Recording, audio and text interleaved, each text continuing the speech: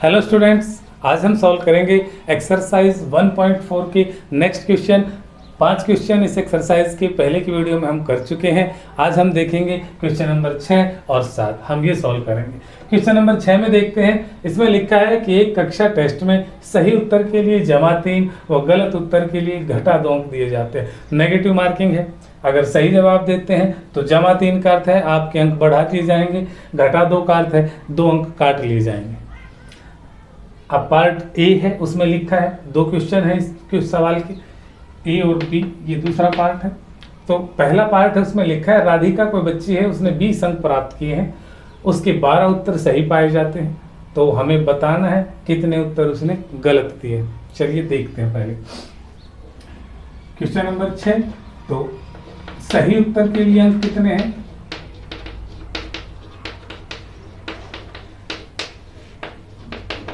-3 या फिर 3 कहें। और अब बात क्या है, अब हम क्वेश्चन देखते हैं। राधिका ने 20 अंक प्राप्त किए हैं। राधिका ने अंक प्राप्त किए कितने?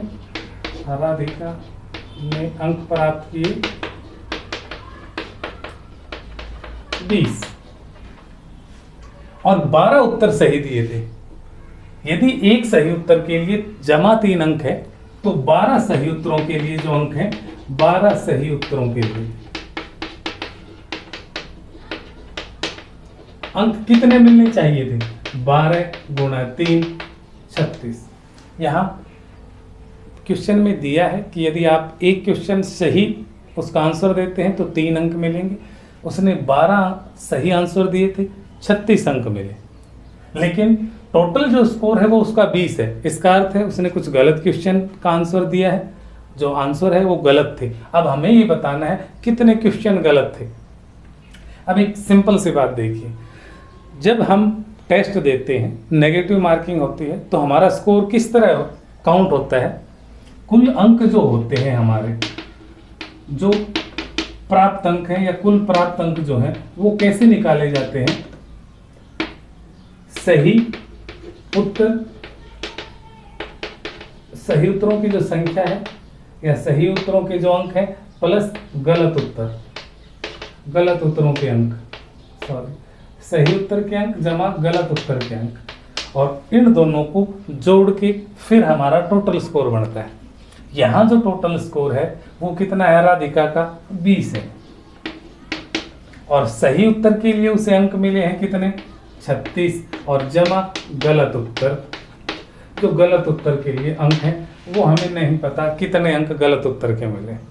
यदि मैं ये देखूं कि गलत उत्तर के लिए कितने अंक हैं, तो क्या करेंगे? 20 और ये 36 को इस तरफ लेके आएंगे, तो ये हो गए गलत उत्तर के लिए अंक, गलत उत्तर के लिए। तो इस प्रकार अगर 20 घटा 36 देखते हैं, संख्याएं घट जाएंगी, चिन्ह घटा का, तो गलत उत्तर के लिए अंक कितने हैं? घटा 16 अंक। सही उत्तर के लिए उसे 36 मिले हैं, गलत उत्तर के लिए घटा 16, और इस प्रकार 36 घटा 16 उसने 20 अंक लिए। अब हमें देखना ये है कि ये घटा 16 अंक कितने प्रश्नों के लिए। अब एक प्रश्न के लिए, एक गलत प्रश्न के लिए अंक कितना है? गलत प्रश्न के लिए अंक है कितना? घटा 2, और घटा 16 कितने प्रश्नों के लिए होगा? आप भाग दे दीजिए घटा 2 से, 8।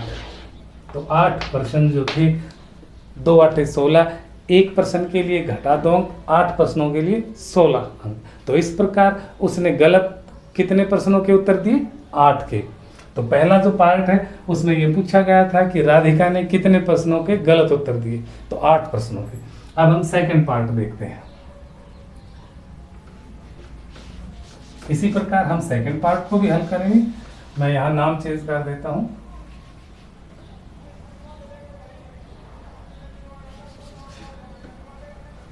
अब देखते हैं दूसरे पार्ट में क्या है। मोहिनी टेस्ट में घटा 5 अंक प्राप्त करती है।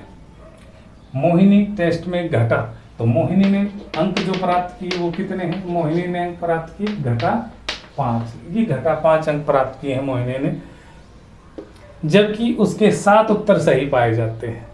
एक सही उत्तर के लिए अंक कितना है? 3 है, और अगर 7 सही उत्तर हैं तो उसके लिए मोहिनी को अंक मिलेंगे 7 गुणे 3 21। 21 अंक मोहिनी को मिलने चाहिए। उसने कितने प्रश्नों के उत्तर गलत दिए? 21 अंक आने चाहिए थे, लेकिन अंक कितने हैं? घटा 5। इसका अर्थ है कि उसने कुछ क्वेश्चनों के गलत उत्तर दिए। ठीक उसी प्रकार करेंगे, कुल अंक कितने हैं? घटा 5 जो उसने प्राप्त किए हैं, घटा 5। जैसा कि मैंने अभी आपको बताया था कि कैसे स्कोर करते हैं, सही उत्तरों के अंक जमा गलत उत्तर के अंक बराबर है टोटल स्कोर।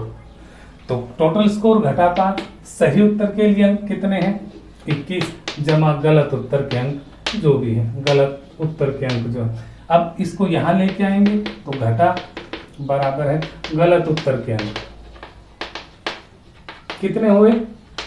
घटा 5, घटा 21, घटा 26। घटा 26, एक गलत उत्तर के लिए अंक दिया जाता है घटा 2। कितने के लिए दिया जाएगा घटा 26? 2 से भाग दे दीजिए, तो 2 के भाग देंगे तो इस प्रकार हमें प्राप्त होगा 13। इसका अर्थ है कि जो मोहिनी है उसने 13 प्रश्नों के गलत उत्तर दिए हैं। तो 26 भाग में 2 करेंगे तो हमारे पास 13 आ जाएगा। तो ये तो था क्वेश्चन नंबर 6। आशा है आप समझ गए होंगे। अब हम क्वेश्चन नंबर 7 पे चलते हैं। क्वेश्चन नंबर 7 क्या है देखते हैं।